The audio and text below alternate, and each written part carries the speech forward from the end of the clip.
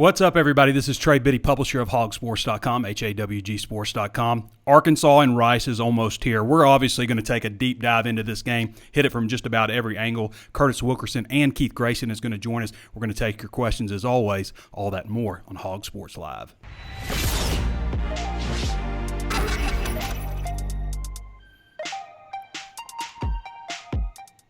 Before we get started, of course, I've got to remind you there's plenty of ways to watch and listen. You can always tune in on Facebook Live. If you haven't followed the page, then do so. If you haven't followed us on YouTube, be sure to subscribe to that channel. Also, hit the notifications bell so you're alerted anytime we upload new videos. Also available on Apple Podcast. Throw us that 5-star review, especially important right now as football season is gearing up. Helps boost our channel up there. So throw us that review. Say something nice about the show if you like it. And share the content with some other people that you think might like it. Maybe you got a dad or a granddad or something like that that doesn't know how to access the show. Show them how to do it. Also available on Spotify, Stitcher, anywhere else you can think of to find your favorite podcast. It's here, guys. I mean, right around the corner, Arkansas and Rice. It's a little nervous. You're a little nervous because you don't know fully what to expect in this one. I mean, you think you got a good team, but you never know. Looking at the roster, Arkansas's got the better team top to bottom, all the way across the board. There's no reason that Arkansas should lose this game, but they don't play the game on paper. There was no reason Rice should have beat Marshall last year, but they beat them 20-0. So this is the 68th meeting between the two teams. It's the first meeting between them since 1991, nearly 30 years ago, when Arkansas beat them 20-0 in Little Rock. Another 20-0. They've not played a game in Fayetteville since falling to the Razorbacks 45-14 back in 1986.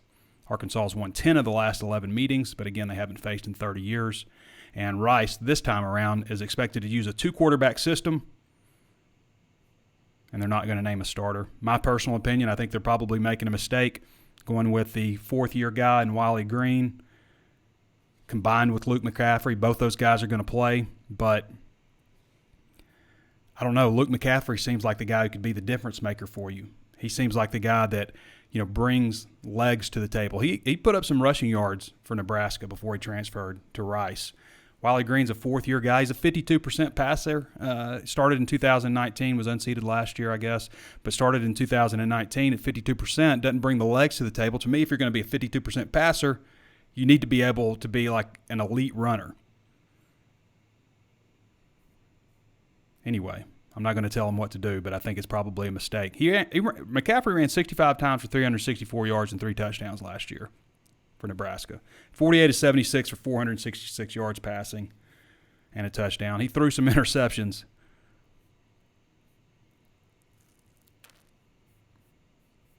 Looking at this Rice roster, they're not real big. I'm not just blown away with their skill guys, but why would I be? They're a Conference USA team. So on paper, they're not going to be just like blow you away. This is the earliest the two schools have met during a season. It's usually played in November, back when it was being played a lot. Arkansas is 35, 29-3. Is that right? That's not a distinct advantage. 21-12 when hosting the Owls. 12-9 in Fayetteville. 9-3 in Little Rock. That's not impressive. You would think that they would have a better record. I mean, it's a winning record in the series, but how is that right? This is from the this is from Rice Athletic Communications. So Arkansas has won 10 of the last 11 games and still only 35, 29-3. Interesting, isn't it? All right, how to watch. This has been confusing to people, and it's ESPN's fault, okay? This is why you're confused. I just want to say this clearly. You do not need an ESPN Plus subscription, okay? What is ESPN Plus? ESPN Plus is like a side extra part of the ESPN app, okay? What this game means, this game is on SEC Network Plus, okay? What that means is there's not a channel. There's not a channel on your TV guide for SEC Network Plus. It only means it's being streamed either on the ESPN app or on ESPN.com, okay? And ESPN.com. It's on both. So that's what that means. SEC Network Plus is not the same as ESPN Plus. If you have a regular cable subscription or YouTube TV, Cox, Comcast, DirecTV, any of those types of things, okay, you can use those login credentials on the ESPN app and, view all their programming there. That's where you're going to find, just go to browse, when you go to the ESPN app and you're logged in, just go to browse football and you'll see all the football games, including the Arkansas game. There's no SEC Network Plus app or anything like that, okay? It's confusing.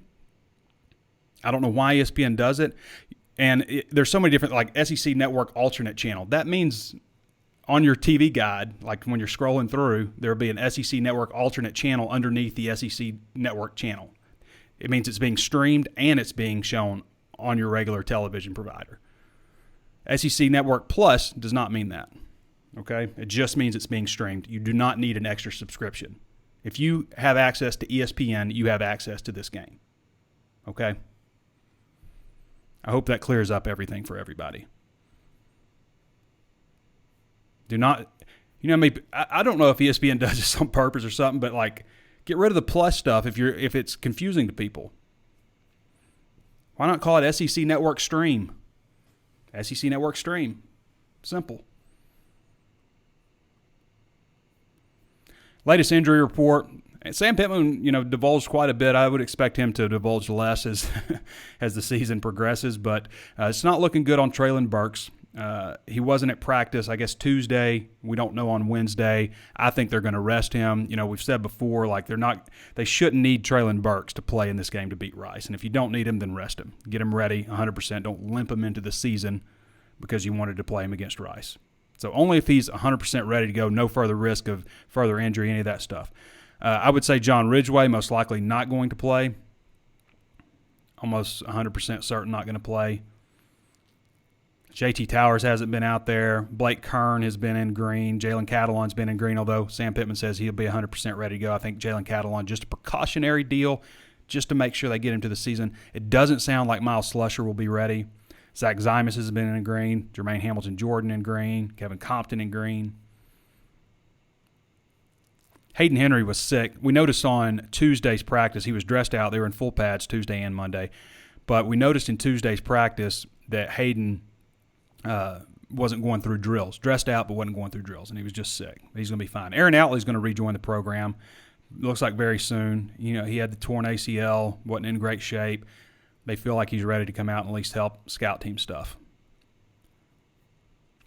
And Arkansas is currently 91% fully vaccinated on the players, 100% on the staff, and they should be at 93% pretty soon on the players. They have some that are almost what would be considered fully vaccinated. They had 30 of them get vaccinated once they told them that they would forfeit games and not reschedule them, which is a big deal for college football, having to forfeit games because you have to quarantine just because you stood next to somebody who has COVID. Not showing symptoms, but just standing next to somebody. We all know the rules by now. Several freshmen set to debut. This is a nice article by Kurt Wilkerson. Cam Little obviously is expected to start at kicker. We're going to see Ketron Jackson maybe right out of the gate. Maybe Bryce Stevens also at wide receiver. Going to see A.J. Green. Going to see Raheem Sanders. Jaden Johnson possibly at safety, especially with Miles Slusher expected to be out. And that could be it. And I think that's probably a good sign. Now, Pittman will play him early. He likes to play early, see if they can help him, and then maybe back off. You want to preserve the 4-game red shirts if it's a possibility. But it sounds like most of these guys are going to be expected to play a good bit. Chris Paul could also play, linebacker. This story that I'm about to talk about brought a lot of anger, disappointment, irk. I don't know. It's kind of funny because it's that old deal where a lot of people with KJ Jefferson have, almost expect him to fail, ready to move on to the next guy. And that's just the way football nature is, I guess is the way to say it. you're always looking for the next quarterback. If this guy's good, but he's not great, well, we don't need to find somebody who's great. The next Heisman Trophy winner is always going to be that next guy. You got to give him a shot, right? So KJ hasn't even really had a shot yet, and people are already like that. But 24/7 Sports comes out with a list ranking the SEC's top 14 quarterbacks, the starters, ranking the starters for each team. And they have KJ Jefferson 14, and it's outrage among Arkansas fans. Because I can make fun of my kids, you can't. I can make fun of Arkansas, you can't, but I can. And that's the same thing that's going on here with KJ Jefferson. Ranked 14th. I would be surprised. And really, like when you look at the whole thing, Ken Seals at Vanderbilt's 13, Luke Doty at South Carolina's 12. What Will Rogers at Mississippi State's 11. What business? Why would they be ranked ahead? Joe Milton at Tennessee. What is he transfer from Michigan? Will Levis from Kentucky. Levis. I mean, Connor Bazelak at Missouri is probably the one guy that has, warrants being there. Bo Nix is just based on reputation. He hasn't been the savior, the 5-star recruit legacy that was supposed to come into Auburn. He's at 7. You may say, why is he at 7? But I mean, when you look at the next guys, who are you going to put? The guys I mentioned, who are you putting above? And these next guys, Haynes King, he hasn't started. I think he's got a lot of potential for Texas A&M. Emory Jones, Florida, same deal. Max Johnson, LSU, he's just there because Miles Brennan got hurt. Bryce Young at Alabama, he hasn't done anything, but he's the Alabama quarterback. Matt Corral at Ole Miss, we saw him throw 6 interceptions against Arkansas.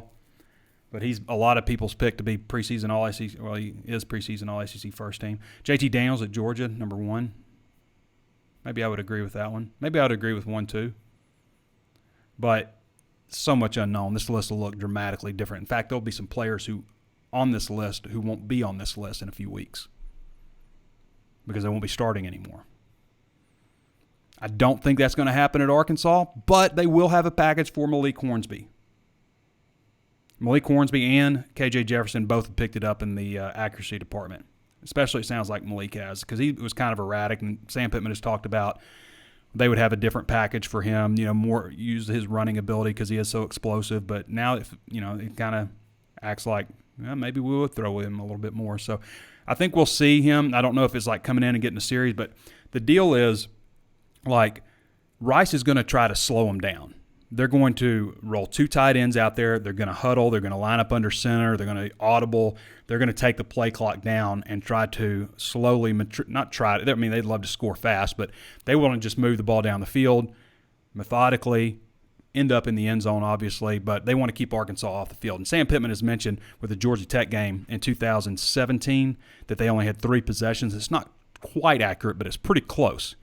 Because Georgia Tech runs that flex bone, this is the way they run the offense. And Georgia was up 17-7 at halftime, but it was because they had touchdown, punt, touchdown, and then their last possession was like 48 seconds long. It was a hurry up to get down there and kick a field goal. So it wasn't like they had a full 4 possessions, really. They had, kind of 3 and a quarter, I guess, of what they would normally have. But that just goes to show you, like, okay, so coaches are going to say, well, we need to get Malik in here. Okay, so you only have 4 possessions in the first half. That's only 3 possessions for KJ. Is that what you want to do? So a lot could depend on how the flow of the game goes.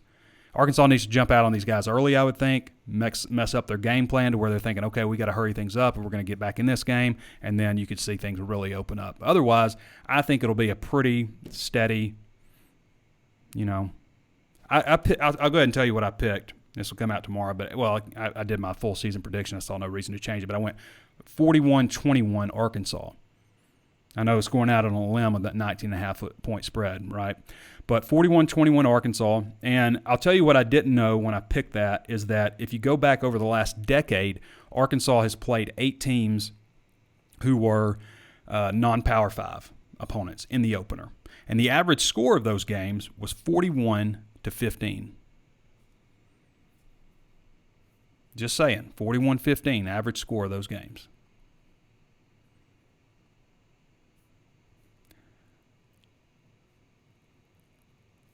We did our full game-by-game predictions. I'll go ahead and tell you. Everybody knows I went 6-6. We've already talked about that on the last show. Danny West, Curtis Wilkerson, and Andrew Ellis all went 7-5.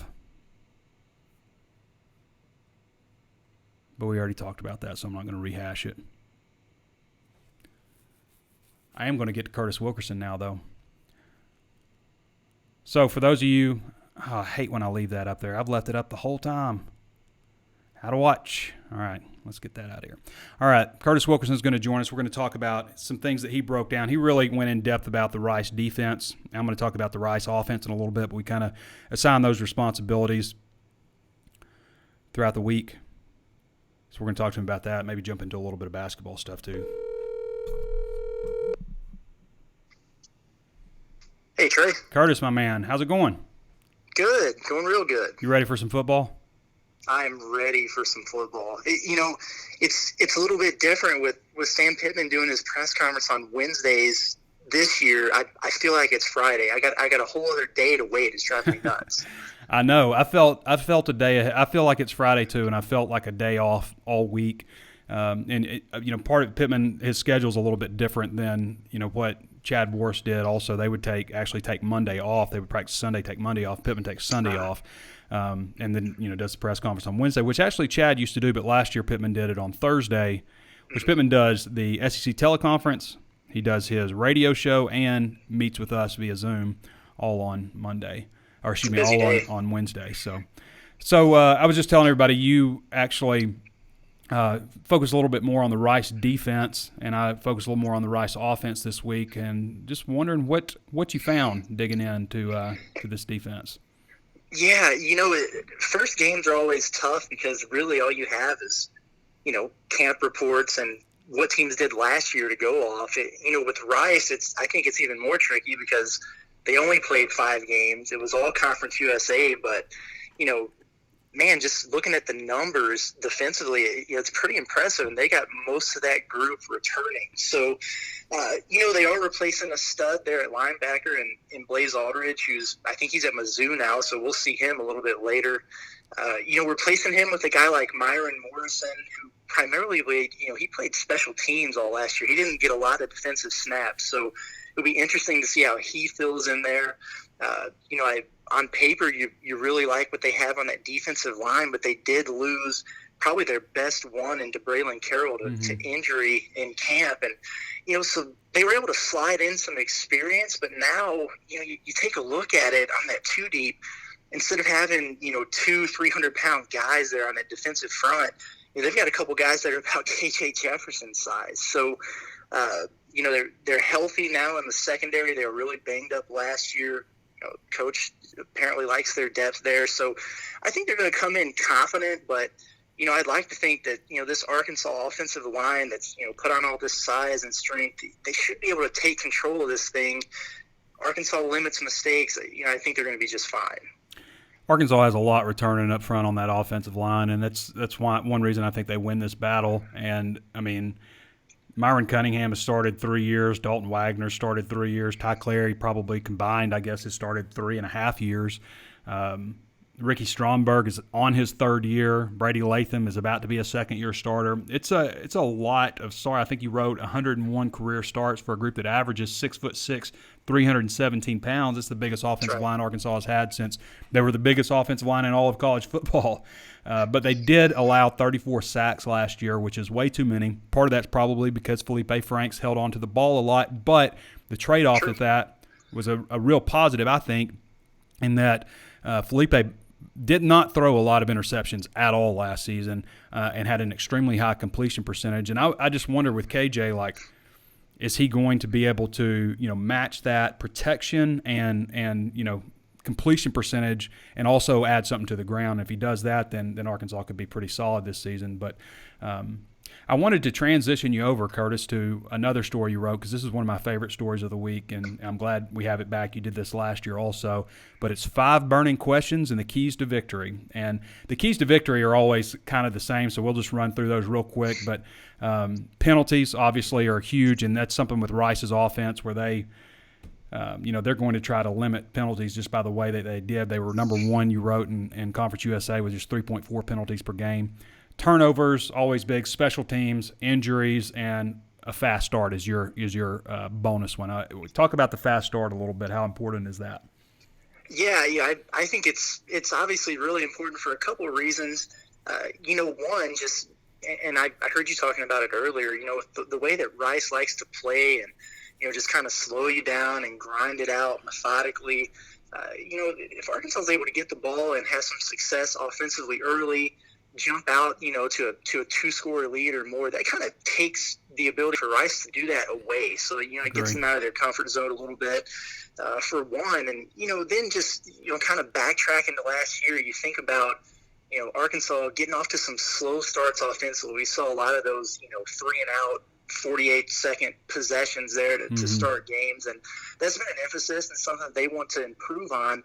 And then you look at the flip side with Rice, and again, this is against a 5-game Conference USA schedule, but still, this is a Rice defense in 2020 that allowed a grand total of 0 points in the first quarter of their games last season. So what was a little bit of a weakness for Arkansas and a strength for Rice, I think it would be really interesting to see how that plays out early on for sure. Curtis, the worst thing that can happen in this game is for Rice to get the ball first, to put together a long 6, 7, 8-minute drive. Arkansas goes out there for their offensive possession and goes 3-and-out, boom, boom, boom, real quick because they're hurrying up, and then Rice to come out and do the same thing again, because that gets your offense. That's something Brett Bielema used to talk when they ran more, this kind of offense that Rice is going to run, how frustrating it can be to a team that's high tempo, expects to score a lot of points, and then suddenly the first quarter's gone and they've only been on the field once. Yeah, that's 100% true. It's interesting on the Razor's Edge not too long ago.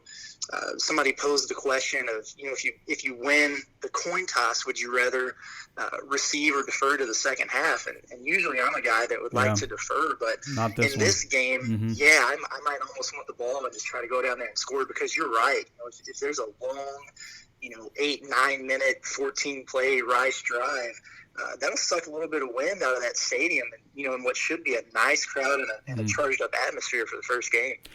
I want to tell everybody also. Well, we'll tell them this in a minute. I was just going to tell them what to be prepared for as far as the sun coming down for a 1:00 game in September. But we'll get to that in a minute. But basically, ultimately, anyway, we can talk about these 5 keys to victory. But what it comes down to, and I say this all the time, is don't make a bunch of mistakes. You're going to make some, but when you do make them, don't make them huge, massive mistakes. And when your opponent makes a mistake, really make them pay. And that's the bottom line. It's what it comes down to all the time. I said it last week's show. People say all the time, well, we shot ourselves in the foot. But that's what football is all about, is making mistakes and not making mistakes and making your opponent pay for them. Keys to victory. We wrap that up. Let's go over to 5 burning questions. What's your burning questions, Curtis? Yeah, you look at kind of a season opener, and in a lot of cases it's a lot more about what you're doing, right? Because you don't really know yet what you're going to get in your opponent. You haven't seen him yet in this year's product. So I think a lot of eyes are obviously going to be on KJ Jefferson. Sure, he's got some experience. He's had a start before, but this is his debut as a full-time starter. It's his first start at home. Just going to be really interesting to see. Sam Pittman has kind of referred to him as more of a gamer, as opposed to a practice player, although he did say that he's been a lot better in the accuracy department in practice recently. But I'm really curious to see, where he's at from an accuracy standpoint. Now that he's able to use his legs without the play getting blown dead, as soon as someone gets near him, like happens in practice and scrimmages, what kind of dynamic does that really add to the offense? How does he command the huddle, lead the team? He's a captain and an unquestioned leader now. So a lot of eyes on him. Obviously, you look over at receiver. You mentioned Traylon Burks. Is he going to play? Is he not? Probably not. But regardless, they need some guys to step up behind him. And who's that going to be? I think it's going to be something that evolves over the course of the year. But you look at it, and Davion Moore and Tyson Morris get the first crack at it. They're the starters. But is Trey Knox going to bounce back? We all remember those first 4 games that he had. Is he going to be able to recapture that? Everyone's excited about Keytron Jackson, the freshman, and it just sounds like they have so many options. But who's going to emerge from that pack? Also looked at, are they going to have more success establishing the run? And that's kind of a broad question, but really, I think it covers a lot of different areas. We talked about that offensive line with the continuity that they have and the size they put on. Well, how much improved are they? And you have a Traylon Smith as your starter, been a little dinged up. How healthy is he? Is he 100%? I know he's back at practice. What's the freshman Rocket Sanders going to bring to the table? So these are all exciting things to look at. And then on the defensive side of the ball, we've heard so much throughout camp about the improvement on the defensive line. I want to see it, So you feel pretty good about the secondary and especially your starters at linebacker. They got to get after that quarterback. And so I'm really anxious to see if there's going to be some improvement in the pass rush. You hope there is against a team like Rice in the opener, if you're going to have success down the line in an SEC schedule. And then obviously, as much as they run the ball, Rice, you got to win that battle in the trenches. And, my final one here, are the Razorbacks ready to roll somebody? It's just interesting. It's unfamiliar territory here over the last few years for Arkansas to be a 19.5-point favorite on someone. And you look at it and you think, yeah, I feel like Arkansas could beat this team by 3 scores, no doubt. But, I understand anyone who has some skepticism because we just haven't seen it in a while. And, I think it's a new era, and I think they've turned the corner, but I want to see them do it, and hopefully that happens on Saturday. I feel like the last time I saw him really roll somebody, maybe it was like just, beat the crap out of somebody was, I think, Nichols. They beat him like 73-7 or something. That may have been the worst team I've ever seen come into Razorback Stadium. Like literally, I think it might have been. But all right, Curtis, anything else to add? What's your prediction, final score prediction for the game, and we'll let you go. My prediction, I don't remember exactly what I put, but I think I'm probably going to go. Obviously, Arkansas. I think they're going to be able to handle that spread. Give me 38-17. 38-17. He's predicting the low score. 17. Is it a fast start or a slow start? I hate to say this, but it wouldn't surprise me one bit if it's a little slower than we'd like it to be. That's definitely what Rice wants. I think they'll get it under control, though. Yeah. Okay, Curtis. Appreciate you, man. Yep, appreciate it. All right, everybody. That's Curtis Wilkerson. We didn't have time to get into much basketball discussion, but you can read his latest basketball articles at HawgSports.com. I'm going to flip it over to Keith Grayson now. For those of you who don't follow Keith, he is our resident Razorback fan, provides some good comic relief for the show. He's been a member at HawgSports.com for a number of years, so be like Keith and sign up at HawgSports.com, HawgSports.com. He's the disgraced former president and founder of the Arizona Razorback Club, and he just finds his way around, about to turn 40 years old. Got a happy birthday coming up. What's up, man? You got a birthday coming up, Keith. I just let everybody know you're about to be 40. I've been claiming 40 for a minute, though. Like at 35, I started saying that I was 40. I tell people sometimes that I'm 50, and that way they say, wow, you look really good for 50, because nobody's saying I look really good for 43. I do have a younger face, but I'm breaking down a little bit. I've been going to the chiropractor lately, so I've never done that before. You're probably into that hippie stuff, but I like going to the chiropractor. I like going to the chiropractor and then going and getting a massage after that, which I haven't done since COVID hit. So I'm due. Yeah, man. I've grown 2 inches and I'm taller too. Have you now? So Keith, you excited? Razorback football finally here? You think it's going to be everything you've been waiting for? I woke up yesterday, full of rage, and I didn't know what was wrong with me. And I was like, "Oh, it's football season." I'm probably a borderline LSU type fan. I don't paint my face for a game, but I stand up and scream like crazy the entire game. So I'm ready. Yeah, I'm looking forward to this season more than anything in the past, for sure. Because it's kind of like you said. You weren't going to pick the Razorbacks to win until they proved you wrong, because they kept on proving you wrong. You wouldn't pick them to win against a non-conference game or whatever, and not to dredge up former coaches or anything. I think now that they've proven that last year, hey, we can all get behind Sam Pittman. And if anybody had any doubts about him before, I certainly am one of his biggest supporters out there. But, I think those days are over. So with these people saying I don't know if I can really predict a win for Rice Owls. Like, shut the hell up with that. Those days are done. You know, I think we have, as a fan base, has this PTSD. Mm-hmm. But absolutely. Watch Rice play. They suck.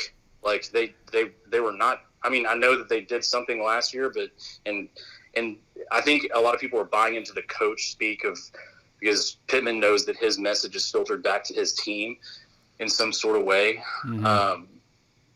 But of course, they're gonna be ready. I feel the same way, Keith. I watch Rice on video, and I'm just like, these guys aren't big. They're not that fast. I'm just not impressed. I mean, I'm gonna get in trouble with going down that road thinking that, but I feel the same way. Just looking at them, just like, I mean, what's to be scared of here?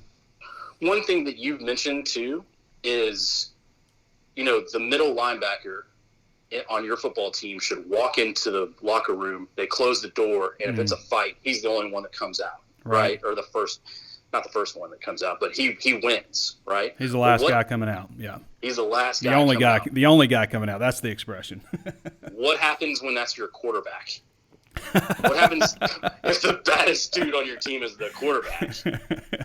You know what I also like about KJ is last night on the radio show, Grant and who was it? Grant and was it Jalen? It was Grant and KJ. Grant and KJ, yeah. KJ was on there, but Grant was saying that he was that KJ was the funniest guy on the team in the locker room. So I think that's a good quality to have. I've said it before, like I hate robo quarterbacks who are just like stoic in an interview and they don't ever crack a smile. They say all the right things and stuff. I like a guy with a little bit of character, and it sounds like also from listening to KJ mic'd up that he does fit the bill as a guy that's likes to cut up a little bit and make people laugh. I think that's important to have at a quarterback.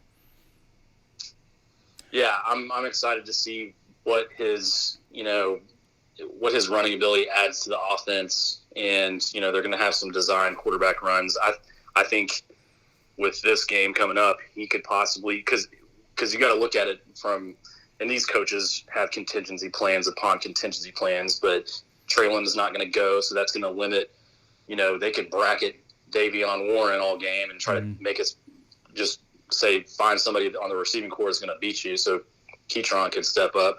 But I do wish that we knew a little bit more about the other skill guys, because that's something that I've said also, Keith. Like without Burks out there, it's a lot of inexperience. I mean, there's some talent. You feel good about guys like Keytron Jackson, but really there's Davion Warren at wide receiver. But who else has a whole lot of experience? I mean, Tyson Morris, I guess, but he hasn't really impacted a whole lot throughout his career. He's played and helped, but and then at running back, it's just Traylon Smith, and then a bunch of inexperience. But we all think Rocket Sanders is going to be the next great running back at Arkansas, and maybe A.J. Green too.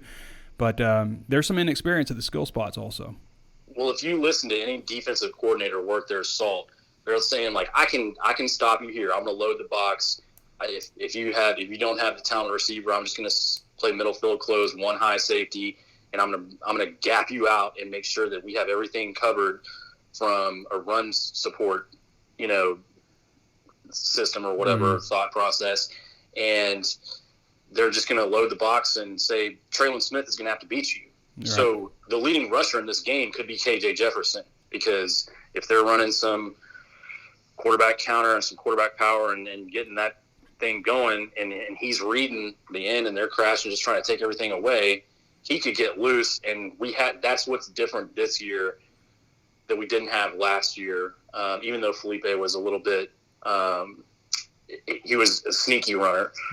Keith, you gonna do halftime videos this year from the shower? And I loved your one like a year ago against Georgia. Well, it wasn't a year; it was over a year ago because the season started late. But against Georgia at halftime, you had I wish I had that video. I was looking for it, but you had halftime update. I want Bama. Bring on Saban. I want Bama. Yeah, our football team when I was coaching, they got a hold of that too, and so I heard that all year. Yeah. I'm probably going to do that. It's a little early here, it'll be 11 at kickoff, and my attorney is watching the game with me, so I may be a little more. I may have more clothes on. Who knows? Who knows what kind of party it could be if we get up 28 in the first quarter. I don't know. Who knows? But and I also have one of my buddies, his dad has a building named after him down there, and so he's going to be at the house too. So it may be more of a refined watch party at the compound. Well, Keith, anything else you want to add, and would you like to provide a score prediction? And what else you got? What do you want to add to your prediction on the game Saturday? Yeah, I just want to see us hold them under 14 points. I think they averaged 23 or something last year. Rice did. And I think I fully expect us to shave our point total down of what we're giving up on defense considerably, a touchdown or better over the entire season this year. And the big question is going to be the offense. I think we only averaged 25 points a game last year, and a couple of those had a 10 and a 3 in there. So, we got to – that's the biggest question mark heading into the season. And honestly, and I don't mean this as anything negative for Kendall, but Coach Briles wants to be a head coach someday, so he needs to. This may be the season he needs to put up some numbers. Mm-hmm. So hopefully they don't let their foot off the gas. And I'll probably say 45-10. Yeah, I hope Arkansas is one of those teams that never lets their foot off the gas. So you're saying 45-10. So that's a pretty substantial. I would say that's a whipping. I think that a lot of people have bought too much into.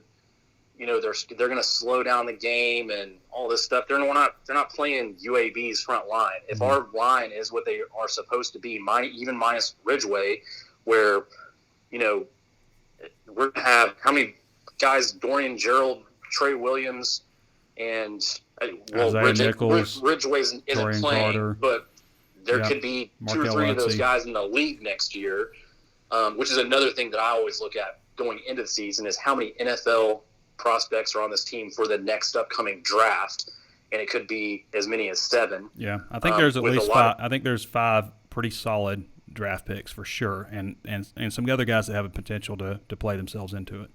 And a lot of that's because you're looking at 2 senior classes here. Right.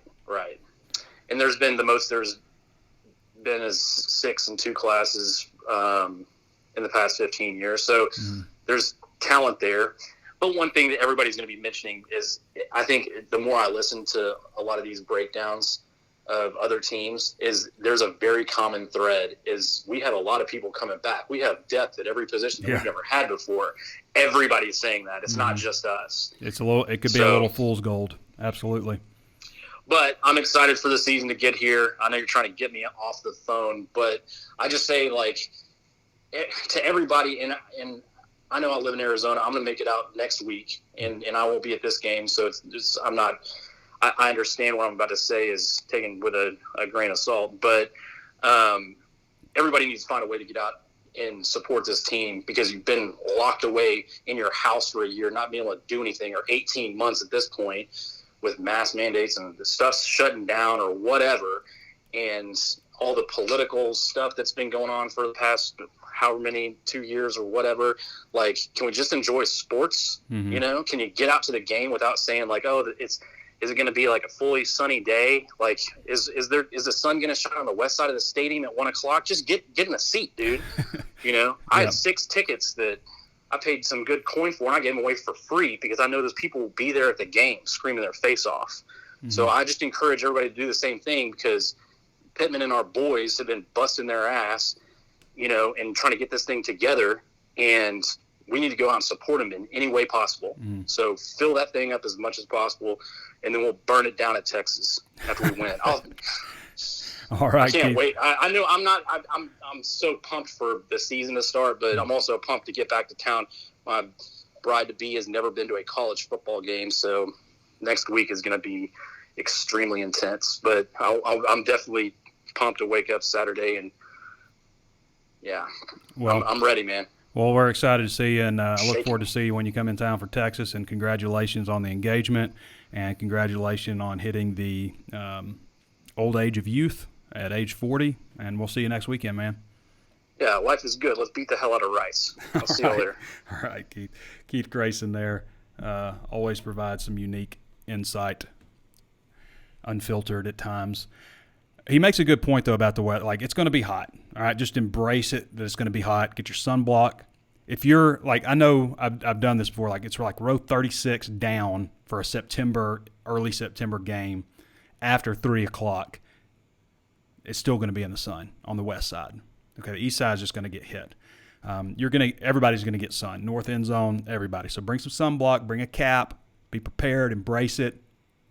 I haven't looked at the weather. I don't even know. Even if you're like inside or like in a box or something, or I'll be in the press box, I will have sunblock on because I know that once the sun hits those bleachers on the east stands, it's going to reflect back, and I'm going to wonder why I'm so sunburned because I had a hat on, but I didn't account for all this coming back at me. So don't forget about the bleachers reflecting the sun off and getting you also all over the place. Stay safe out there. All right. I always enjoy talking to Keith, the insight he provides. I want to get to my last little section here. We talked about keys to victory. We broke down the Rice defense. Danny West has a visit list that you can go to HawgSports.com for the next 2 weeks and look at some of the recruits who are planning to come in town. Arkansas hadn't been able to host recruits before, so it's a big deal to be able to finally get recruits on campus for games. Man, that Texas game is going to be big for recruiting. Night game, Texas. Should get some real good recruits in there. That's what it's also a 1 o'clock game, so it hinders you a little bit on bringing recruits in because a lot of kids are coming in from like Texas. Dallas is 5.5 hours away. How early do you have to get up to make it in time? You just played a game Friday night. You might have played an away game, a road game, travel back home, get home at 1 o'clock, go to sleep, wake up at the crack of dawn. No, before dawn. Wake up before dawn if you want to get here at any time and spend any time with the coaches. So, is the Razorbacks ready for Rice's bully ball offense? Now, what I remember about Sam Pittman, the first time I heard somebody say bully ball was Sam Pittman on his introductory press conference talking about his Arkansas going to play bully ball. And he said, to play bully ball, you got to make sure you have bullies. Does Rice have bullies? I'm not 100% sure. Offensive line averages 6'3", 308 across the front. They got a 6'2 guy, 6'1 guy. They're short, stocky guys. They're experienced, obviously. The best-looking one of them probably maybe that right tackle, Javon Wolford, 6'5", 298. He was a team captain at Colgate in 2019. Started every game last season, only 5 games, but started them all last season. They've got some experience up front on the offensive line, and that matters. I've talked about the quarterback situation. If it were me, I would probably say Luke McCaffrey. Mike Bloomgren knows more about what's going on with this team than I do, but just looking on it from the outside, like how can you add an extra dynamic to what you're trying to do on offense? And I would say adding a quarterback that can run the ball that scares you would be a step in the right direction. But it sounds like they're going to rotate guys around. Jordan Myers, 6'2", 216, running back, played tight end for him, inline, tight end, sniffer, did just about everything for him. Wide receiver. He scored the only rushing touchdown for Rice last year, though. 6'2", 216. They think he can do it all. They like him there. You're also going to get some, Wiley Green can run okay, but he's nothing like McCaffrey. Giovanni Johnson played for him last year, started last year for a good number of games, and actually led them to that victory over Marshall, who was ranked, I think, 21st in the country at Marshall. But he hasn't really been mentioned much as being in the mix. Luke McCaffrey's Christian McCaffrey's brother, by the way. He was a 4-star recruit, son of Ed McCaffrey. Top receiving target, they say, is Jake Bailey, 5'10", 180. He had 23 receptions, 276 yards, 2 touchdowns, only 5 games last year. But actually this Bradley Rosner guy, 6'5", he's a senior, 6'5", 204. He was hurt last year, but he had 55 catches for 770 yards and 5 touchdowns in 2019. So he's kind of a guy that we've glossed over, or a lot of people have glossed over a little bit because they just look at last year's stat. But Rosner might be a guy to watch. Big, tall kid, 6'5". Junior August Petrie, 6'2", 181. He only suited up for 1 game last year. He held in 17 for 144 and 2 touchdowns in 9 games the year before. I'm not just blown away with these guys. And nor should, when you're watching SEC teams, it's you don't want to say that because you don't want to disrespect the opponent or overlook the opponent. And I guess I can do that because I'm media, but I live in a world of where I think my position watching a game, it has an impact on the outcome of the game and what happens, and like telling people not to move when something good happens, stuff like I do that kind of stuff. So that's kind of where my head is. I don't know why. I know it's not real, or is it? Do we really know anything? So that's my thoughts on the Rice offense. I think that Arkansas has plenty on defense, especially this first game. Being healthy and expecting to get some guys back, that they should be able to handle these guys pretty well. Now, they're just going to be looking for first downs.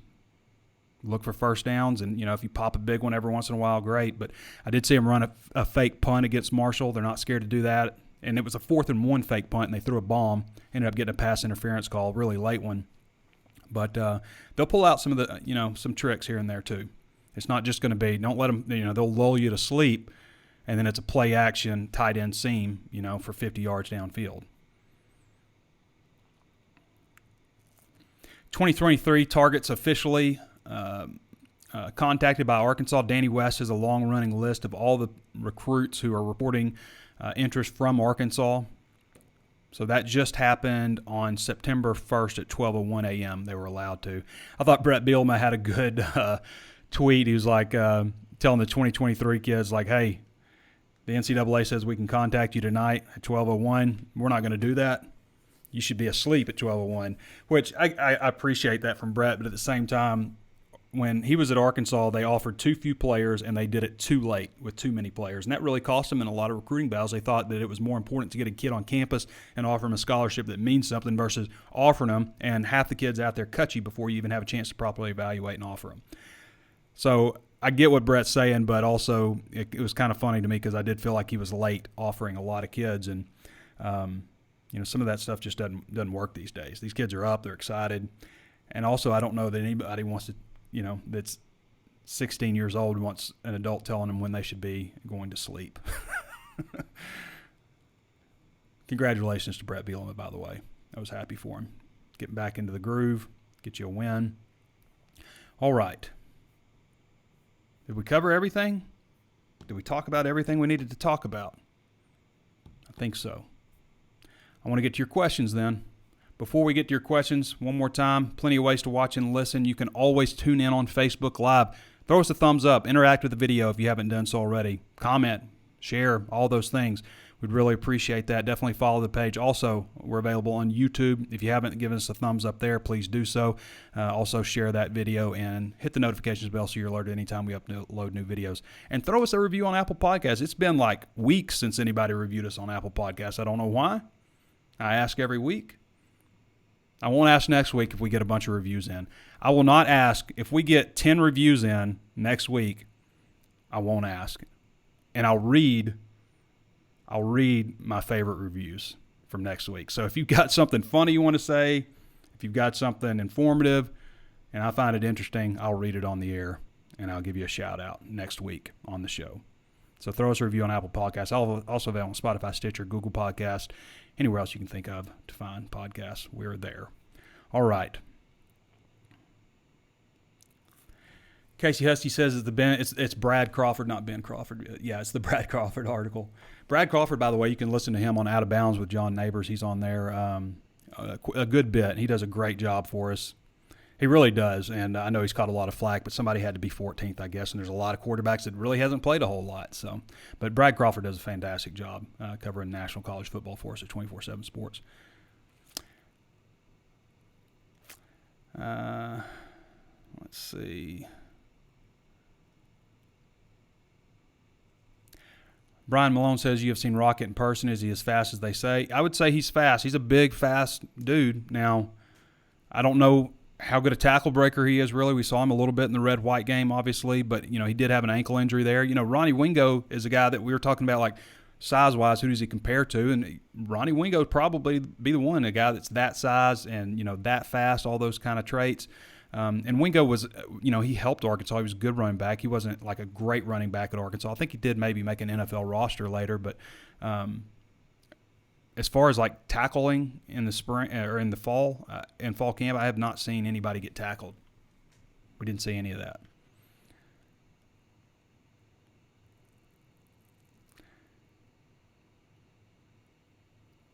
There's a lot of people upset about the 14th ranking for KJ. Randy Lane Modesti.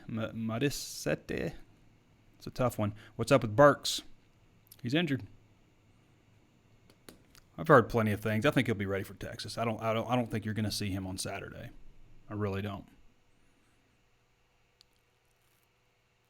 Doug Gine. I'm having some trouble with some names on here. I'm excited to see this D-line. We actually have a ton of rotation. Number one, swapping in. It would be real nice to see John Ridgeway in there, but we're not going to see him. But, with the defensive line, think about it like this. You had Isaiah Nichols, Eric Gregory, both started 7 out of the 10 games, and they were out for, I think, 1 game. But those guys started a lot of games for them last year, and they're second team now.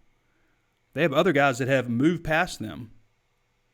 I think that's very notable. When you were talking about how much better can the defensive line get? Well, yeah, you lost Jonathan Marshall, you lost Xavier Kelly, but everybody else is back. Plus, you get Dorian Gerald back healthy now, and hopefully he stays healthy. I'm really one thing. I mean, there's a lot of things you hope for, but one thing that I really hope for this season is for Dorian Gerald just to make it through this season healthy and showcase what he can actually do on the field.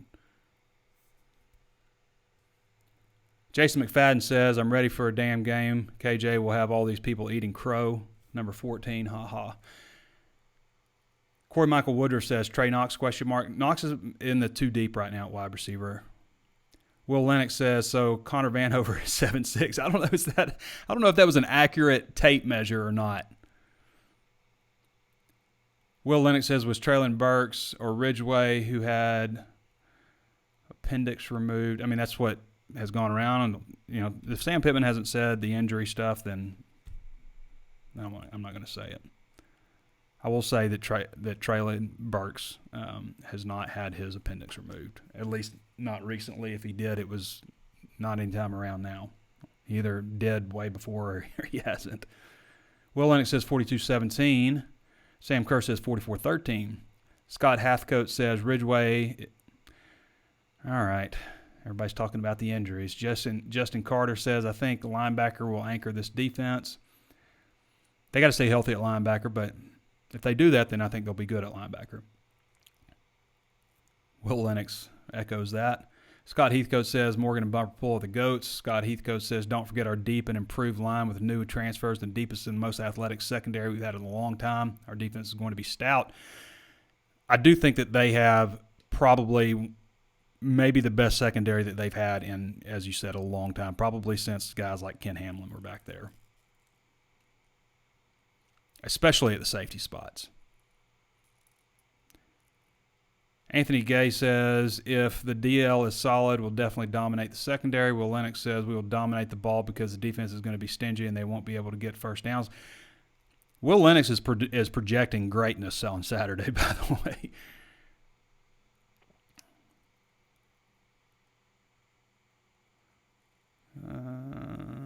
Let's see what else we got.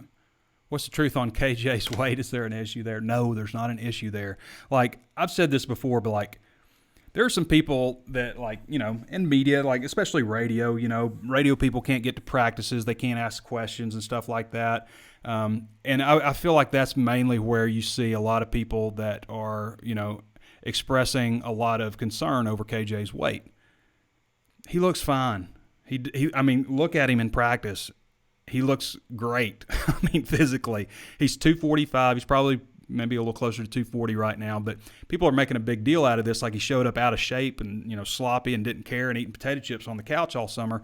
And that's not the case at all. I mean, it's been so blown out of proportion. You haven't seen anybody that's a regular person who covers media who's gotten on, radio or written an article that says, wow, KJ's fat. KJ has just gotten fat and sloppy and he doesn't care. That narrative is it's ridiculous. And there's so many people out there too, with just such a strong opinion. I feel like for me, I have strong opinions on stuff and I try to tell it how it is. I'm there at every press conference, sitting in the front row, looking eye to eye with Sam Pittman. I'm on every Zoom call, asking questions, teleconference, asking questions. I'm right there. And I try to tell it like I see it. I think it's easy for some people to have a negative opinion when they never show up to anything. This KJ Jefferson stuff's been blown really out of proportion. Now, is he going to be a good quarterback? I'm not sure. Is he fat? No, he's not fat. He's not out of shape.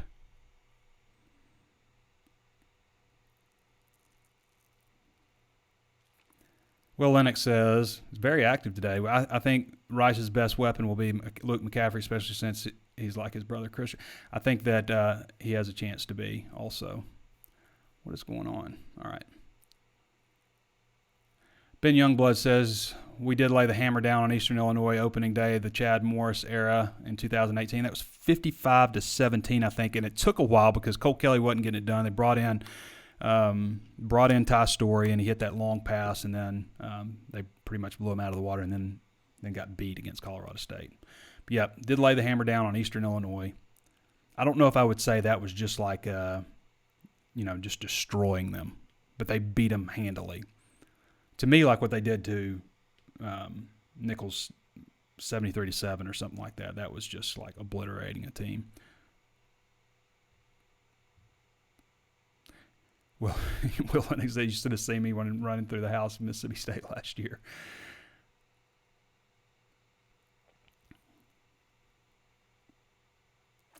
Let's see. Tim Logan says, no way Rice scores 20-plus on our defense. 41-7. I'll take that, Tim. Does Pittman know what a boomerang is yet? You talking about the app boomerang? What is that? Is that like where – I don't know what boomerang is, actually. I guess I was thinking of Cameo. Maybe I don't know what a boomerang is. Norman Hunt says, guess I'm watching on YouTube since I don't have cable. Just ESPN has got it going this year. I think if you don't have that, you could sign up for an ESPN app. You have YouTube TV, Norman? You have YouTube TV. That's different than YouTube. If you have YouTube TV, then it works the same way where you can log into the app. Justin Carter says, think I'm going to order some pork fried rice tomorrow. Barrett Calhoun says, how can we watch the game? I've gone over that. You can watch it on the ESPN app. There's no SEC Network Plus app. You don't need ESPN Plus. If you have cable, if you have YouTube TV, if you have Hulu TV, all of those things, Sling, whatever, you can log on to the ESPN app and watch the football game there. I always just go to browse, and then I select football, and then all the games are right there. You don't need to subscribe to ESPN Plus. I guess maybe you do if you don't have cable or something. I'm not sure how that works. Sam Kerr says, in my eyes, we were 4-6, maybe in 5-5 last season. The SEC, we should have destroyed Rice to be real. I admire everyone trying to not to overlook them, but come on, man. And they could have won. I mean, they lost 3 games by a combined 7 points last year. Could have won all those.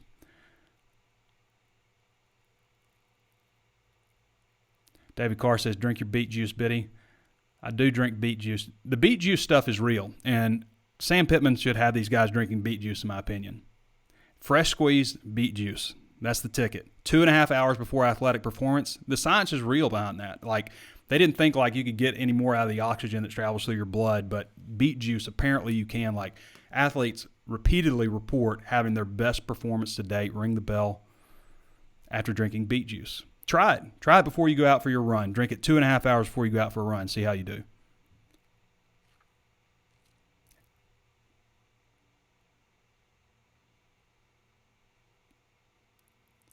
Casey Husky says, how much Malik Hornsby will see Saturday? I think it depends on Malik Hornsby. I think he'll get an opportunity. If he goes out there and plays well, then we'll see him again. If he stalls, then we might just see him for one series. Zachary Hall says, Trey, do you think KJ Jefferson is ready for this job? I think so. I think is the key word there. Strictly ask for your opinion based on your observations. Just curious. He's got a good arm. His teammates like him. He knows the offense. The coaches feel good with him. He can run. He's got good size. He's not fat. That's about all we can measure. He looked good against Missouri last year. That's about it, man. We can't get in KJ's head. We don't know what he's going to be like. 100% throughout the whole season. We don't know if he's going to be consistent week to week. We don't know if that Missouri game was the worst he'll ever play or the best he'll ever play. You just don't know at that position. Travis Ulmer says, I hope Rice scores first and we stomp the hell out of him. Kesney Nichols says, how special teams looking? I don't know, other than they like the way that Cam Little has kicked the ball. They weren't just elated with the second scrimmage, but the first scrimmage they were. Reed Bowers won the punting job. I think, Sam Lloyd was probably leading that job before he got hurt. And I would expect to see Brooks at punt return, Raheem Sanders, and Ladarius Bishop on kickoff return. We'll see. I mean, I haven't seen them really run any live special team stuff. Jerry Sanders says retire 5 or honor it like LSU do. I don't think you retire jerseys. I think you retire jerseys, but you don't retire numbers, kind of thing, like a Ring of Honor, that kind of stuff. I don't think you do that with numbers, especially 5 is such a popular number. Travis Ulmer says, I think it would be good to have a first little scare and get it out of the way early. You want a scare? I don't. Don't think there's any point in risking it with Rice. Just need everyone to be healthy and ready for Texas. I think Rocket will have a big game. How do you think our CBs will perform this year? Well, I think Monteric Brown's going to have a good season, and I'm not sure about the other spot, to be honest. Travis Ulmer calls me the best. I appreciate that, Travis. Scott Heathcote says, is Cam Little comparable to Limpert or Hawker? I just don't know. We haven't really seen him. Adrian Jones says Boomerang is on Instagram. Mitdo Cunningham says, is game day coming to the Fayetteville for Texas game? Probably not.